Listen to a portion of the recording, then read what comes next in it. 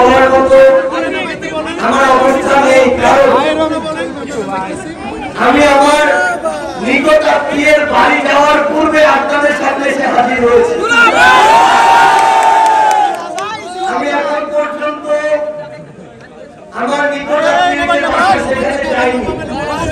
এটা আমার সৌভাগ্যের বিষয় যে আমি বরগুনায় এসে এরকম হাজারো ছাত্র জনতার তরুণ প্রজন্মের সামনে এই উন্মুক্ত মঞ্চে আজকে দাঁড়াতে পেরেছি।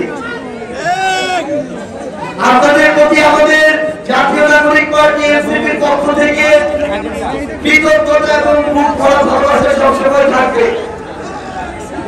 আমরা যখন দেশ করতে জুলাই পদযাত্রায় বের হই, সেই জুলাই পদযাত্রায় আমার বরিশাল থেকে বরগুনা আসার সুযোগ হয়েছিল।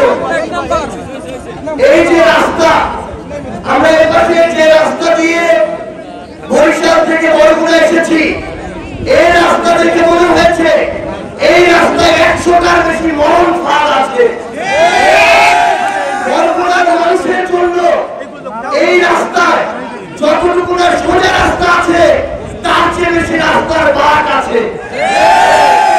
আমরা অন্তর্বর্তীকালীন সরকার সহ আমরা এনসিপির পক্ষ থেকে কমিটমেন্ট করতে চাই এবং আগামী বাংলাদেশে আমার এই বরগুনায় যারা রাজনীতি করতে চাইবে তাদেরকে স্পষ্ট করে একটা অঙ্গীকার করতে হবে যে বরিশাল থেকে বাইপাস হয়ে এই বরগুনা পর্যন্ত এই যে রাস্তা, এই রাস্তাকে এই বরগুনার মানুষের মরণ ফাঁদ হতে মুক্তি দিতে হবে।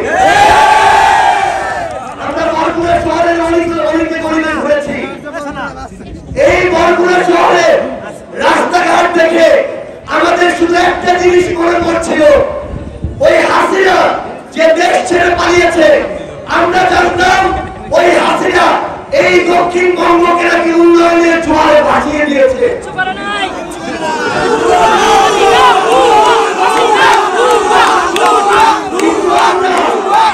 আমরা এই বরগুনা এসে দেখি আজকে আমার বরগুনার রাস্তাঘাট বন্ধ আর পানি দিয়ে ভেসে যাচ্ছে। আমরা এই বরগুনা জেলার যখন হাসপাতাল সম্পর্কে খোঁজ খবর নেই, তখন জানতে পারি যে এই বছর বাংলাদেশের জেলা হিসেবে শুধুমাত্র ডেঙ্গুতে সবচেয়ে বেশি মারা গিয়েছে এই বরগুনা।